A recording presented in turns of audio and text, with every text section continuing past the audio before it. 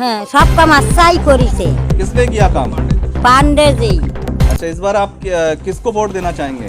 देखो अभी तो देखो पांडे जी के दिया हाय मन में কি আছে এই যে বর্ষা হয়েছে না কিচ্ছু দেশে এই যে আমাকে বাড়ি সব জল উঠে গেছে কেউ কিছু দেশে পান্ডে কিচ্ছু দেয়নি এবারে ঘর ভেঙে যাচ্ছে কেউ কিছু দেশে কোনো मदद করেনি আমাকে আর খালি ভোট দাও।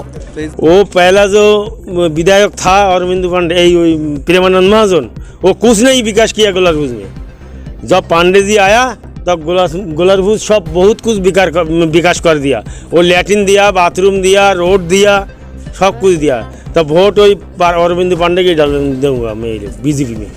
हमारे देखो गरीब आदमी है, घर बार नहीं है, बहुत ही परेशानी है। आज तक ये बीजेपी पार्टी हमारा कुछ भी नहीं दिया है। देखो घर टूटा पड़ा है, सामने खड़ा है घर।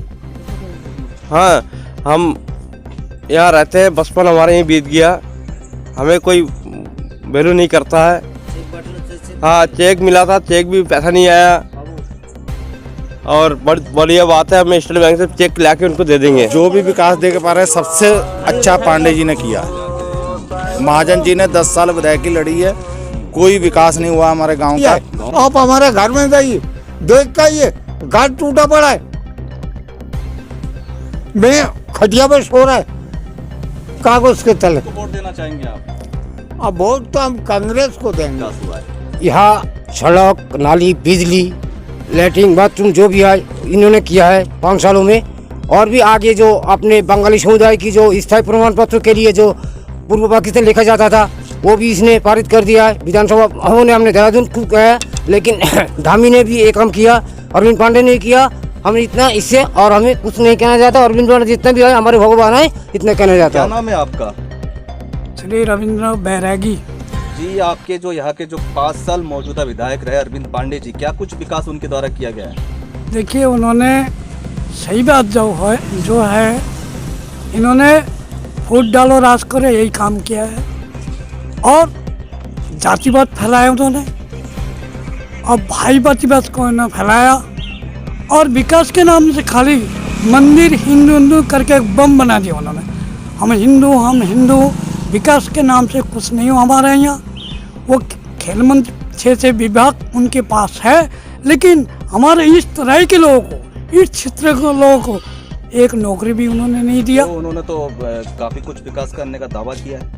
देखिए, आप धरातल में तो ना आसमान में हवाई में उड़ सकता है, ये तो नहीं बता सकता, लेकिन धरातल में तो हमें कुछ दिखाई नहीं देता। अच्छा, क्या क्या स्थानीय समस्या है यहाँ पे?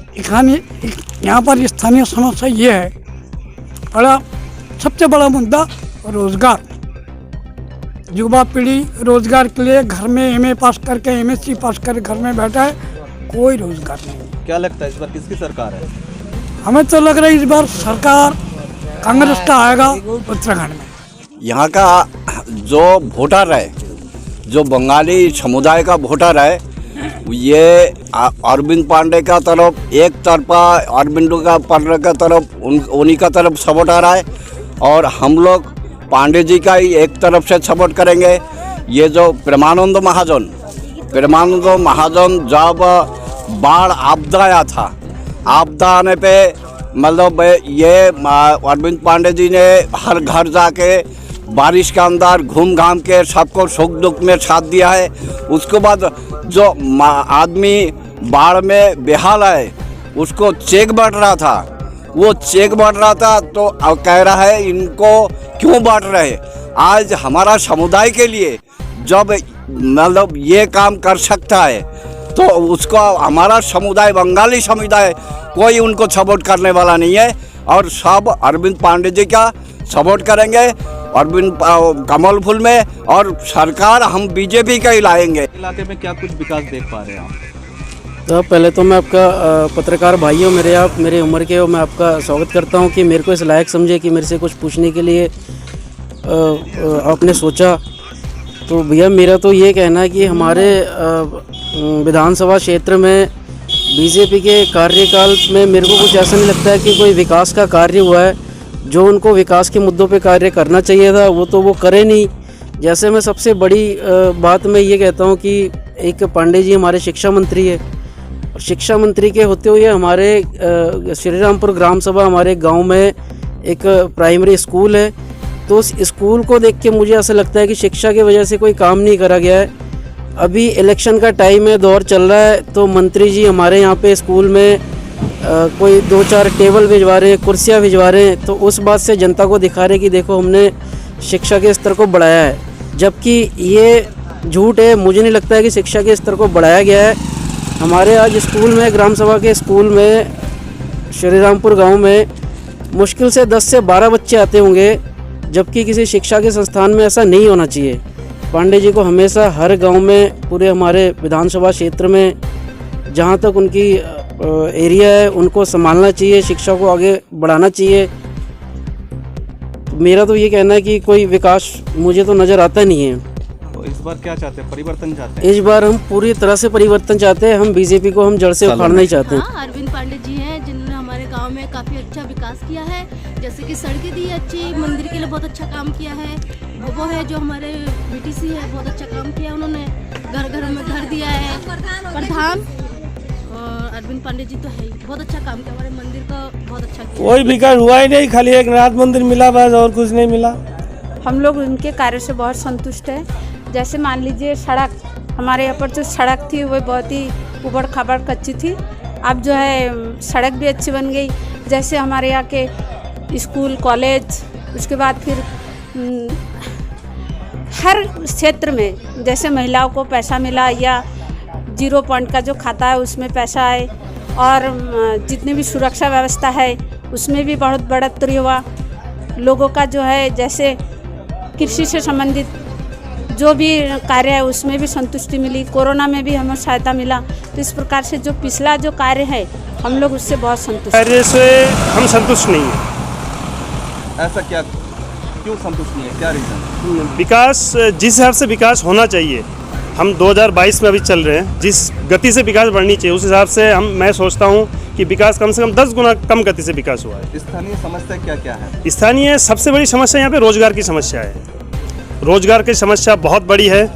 जो मेन मुद्दा है, महंगाई इतनी चरम पे है कि आम इंसानों का घर का चूल्हा जलाना, बाहर निकलना, गाड़ी में पेट्रोल डालना बहुत माने एकदम त्रस्त हो गए हैं लोग। इतनी महंगाई बढ़ गई है, कमर तोड़ महंगाई है। रोजगार के नाम पे कुछ नहीं है लोगों के पास। युवा सब बेरोजगार है, हताश है युवा, इतनी बेरोजगारी है। इस बार आप किन मुद्दों को ध्यान में रखते हुए मतदान करेंगे? हम सिर्फ और सिर्फ विकास के मुद्दों को ज़्यादातर सामने रखेंगे, और हमारा जो आगामी जो विधानसभा चुनाव है इसमें हमारे लोकल कैंडिडेट प्रेमानंद महाजन जी को टिकट मिला है। हम उन्हीं को पूरा पुरजोर समर्थन नहीं, मैं संतुष्ट वाली बात तो मैं पूर्णतः से सहमत नहीं हूँ इसके बारे में। हाँ, जो विकास जरूर मामला जो कुछ रुकावट हुई है, कहीं एक मौसम के खराब हिसाब से भी हुआ, कई चीज़ इसमें आचार संहिता भी लगी थी, इसमें कई से पहले कोरोना का सिस्टम चल रहा था, तो उस वजह से हो सकता है डिले हुआ वो। जरूर विकास के जहाँ तक हम एक देखें कि इस तरह के जहाँ पर विकास होना था वो चीज़ जरूर नहीं हो पाया। क्या लगता है कि आपको स्थानीय समस्या क्या क्या है? नहीं जी, ऐसे पहले मैंने बताया ना कि कोरोना का जो काल था, कोरोना काल में काफ़ी डिस्टेंसिंग मामला था, कोरोना के जो है आपके इंजेक्शन लगने थे, तो उस वाले सिस्टम में थोड़ा सा डिले जरूर हुआ सरकार के उसमें, थोड़ा काम में जरूर देरी हुई है, या मौसम के हिसाब से कहीं कुछ देरी हुई है। ये तो उस हिसाब से विकास जरूर नहीं हुआ, ये मानता हूँ जोड़ के विकास नहीं हो पाया। लेकिन ऐसा नहीं कि विकास बीजेपी ने नहीं किया, ये बात नहीं है, बिल्कुल कह नहीं सकता कि हम बीजेपी से विकास नहीं हुआ। हमारी राय है देश के हिसाब से, अगर देश को, समाज को समझना चाहिए तो भारतीय जनता पार्टी को जरूर सपोर्ट देना चाहिए मेरे हिसाब से। तो विकास को देखते हुए मतदान करेंगे हम। नाली, सड़क, पानी और शिक्षा, इसको देखते हुए मतदान करेंगे हम अपने क्षेत्र का। क्या इन 5 सालों में क्या कुछ विकास हुआ है? मेरे को तो कुछ नहीं लगता कुछ विकास हुआ है 5 सालों में। अच्छा, कुछ विकास नहीं हुआ? विकास नहीं हुआ है। तो आप क्या चाहते हैं, इस बार परिवर्तन हो? परिवर्तन चाहता हूँ मैं, तो कांग्रेस सरकार चाहता हूँ। होने के लिए झंडा लगा रहे हैं, उसके बाद ये स्कूल बनाया है, स्टेडियम बना दिया, और कितना विकास चाहिए हमें। हम तो बहुत खुश हैं इसी विकास के लिए। आने वाले बच्चे भी यहाँ खेल सकते हैं, स्पोर्ट के लिए इतना आगे बढ़ावा दे रखा है। क्या आपको लगता है कि स्थानीय कोई समस्याएं हैं? स्थानीय समस्या जो थी वो तो हमारे नेताजी ने बोल ही दिया था। कोई ये जो हम लोग जहाँ बैठे हुए हैं तालाब किनारे वार्ड नंबर 7 में, आप लोगों को यहाँ से कोई नहीं निकाल सकता है मेरे होते हुए। हमें अच्छा लगा। और जो गुजरा हुआ जो दिन थे, जो हम लोग थे, हम स्टेडियम के लिए रोते थे, खेलने के लिए रोते थे, हमारे पास कुछ नहीं था, एक मैदान नहीं था, अब स्टेडियम बन गया, मिनी स्टेडियम, दिनेशपुर स्टेडियम। और इतना बड़ा जो स्कूल बनाया हमारा नेताजी ने, तो हमारे आगे हमारे बच्चों के लिए, हमारे लिए बहुत अच्छा ज़रूरतमंद काम किया है। बहुत बढ़िया लगा हम लोगों को।